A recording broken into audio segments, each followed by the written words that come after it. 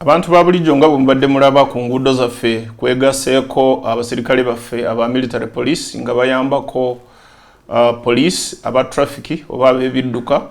okulaba nti embeera ku nguudo oba eneeyisa ku nguudo y'abasirikale baffe abavuga motoka zaffe ez'ekinnamagye n'abalala okulaba nti beeyisa bulungi ku luguudo ffenna tuganyulwemu okubeera mu mbeera ennungi ku luguudo. Yensonga nkulu nnyo lwaki military police eri ku luguudo naye bayinawo omulimu omulala okulaba nti tewabaawo abantu abatiisatiisa poliisi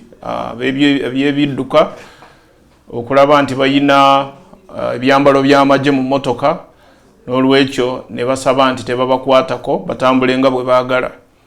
Eyo yensonga nnyo etuteesezza eggye lyaffe ku luguudo erya traffic okuva mu military police okuyambako okukkakkanya embeera eyo ffenna nga bannayuganda tutambulire ku nguudo nga tuzeeyagaliramu.